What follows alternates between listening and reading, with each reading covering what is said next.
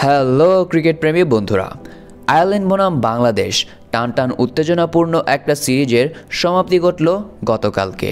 দুই ম্যাচে বাংলাদেশ এবং আয়ারল্যান্ড তারা উভয়ই এক এক সমতায় ছিল এবং গতকালকের ৩ নম্বর ম্যাচে বাংলাদেশ জয় তুলে নিয়ে সিরিজটাকে নিজেদের জন্য সিকিউর করে ফেলল।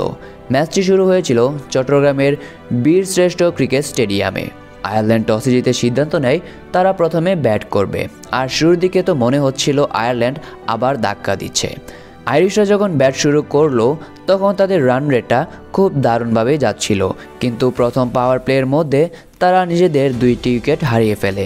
কিন্তু রান রেট তখনও তেমন খারাপ ছিল না। পল স্টার্লিং টিম ট্র্যাক্টর শুরু করেছিল ঠিকঠাক। স্টার্লিং 27 বলে 38 রান, তার স্ট্রাইক রেট ছিল 140-এরও উপরে।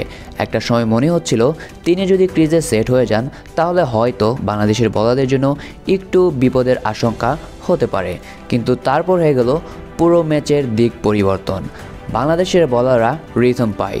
শরীফুল ইসলাম, রিশাদ হোসেন আর মুস্তাফিজুর রহমান, এই 3 জন বোলাররা মিলে আয়ারল্যান্ডের ব্যাটিং লাইনআপকে একদম দুমড়ে মুচড়ে ভেঙে দিল। Regular wickets, no big partnerships, Ireland আস্তে আস্তে শেষ হয়ে যায়। তারা 19 ওভার 5 বলে সব উইকেট হারিয়ে বাংলাদেশকে টার্গেট দিল মাত্র 118 রানের। আয়ারল্যান্ডের দিকে যেভাবে উইকেট পড়ল তাতে বোঝা গেল বাংলাদেশ বোলিংয়ে ছিল ফোকাসড। নতুন বলের swing, spin variation, pressure bowling সব মিলিয়ে ম্যাচের প্রথম বড় অ্যাডভান্টেজ পেল বাংলাদেশ। টার্গেট ছিল 118 রানের।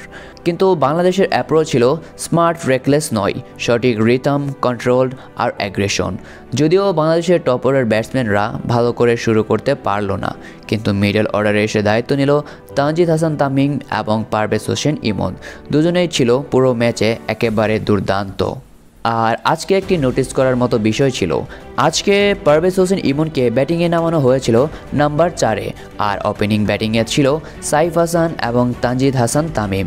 এটা হয়তো বিসিবি টেস্ট করে দেখছে যে কে কোন লাইন আপে ভালো ব্যাটিং করতে পারবে, এবং আমার মনে হয় যে এটি বিসিবির একটি ভালো সিদ্ধান্ত। এতে করে প্রত্যেকটা প্লেয়ারের লাইন আপ খুব ভালো করেই নির্ধারণ করা সম্ভব। তবে যাই হোক, আমরা দেখতে পাই তানজিদ হাসান তামিম মাত্র 36 বলে অপরাজিত 50 রান তুলে নেয়। 4টি 4-এর পাশাপাশি 3টি ছক্কা মারলেন তিনি। পারভেজ হোসেন ইমনও তুলে নিল তার অংশ। মাত্র 26 বলে তিনিও অপরাজিত 33 রান করে বাংলাদেশকে জয়ের দিকে ঠেলে দেন। বাংলাদেশ 13 ওভার 4 বলে শুধুমাত্র 2 উইকেট হারিয়ে ম্যাচটি জিতে নেয়, অর্থাৎ 8 উইকেট এবং 38 বল হাতে রেখেই ম্যাচটি জিতল বাংলাদেশ। একদম সহজ এবং ক্লিন একটি ভিক্টরি বাংলাদেশের জন্য। এবং এই ম্যাচের পারফরম্যান্সের জন্য প্লেয়ার অফ দ্য ম্যাচ হলো তানজিদ হাসান তামিম। তার ডিসিপ্লিন, অ্যাটাক মাইন্ডেড ক্লাস ডানায় বাংলাদেশকে জয়ের দ্বার দেখিয়ে দিল।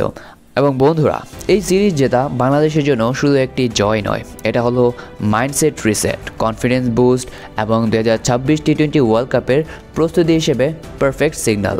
বাংলাদেশ দেখিয়ে দিল যদি ডিসিপ্লিন, টিমওয়ার্ক আর প্রপার কম্বিনেশন থাকে তাহলে যে কোনো ছোট বা বড় দলকেই হারানো যায়।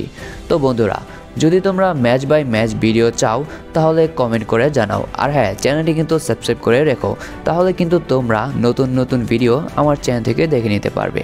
এবং আজকে ভিডিওটা ভালো লাগলে লাইক এবং বন্ধুদের সাথে শেয়ার করতে কিন্তু ভুলবে না। দেখা হচ্ছে এর পরের ভিডিওতে। Until then, take care, bye by.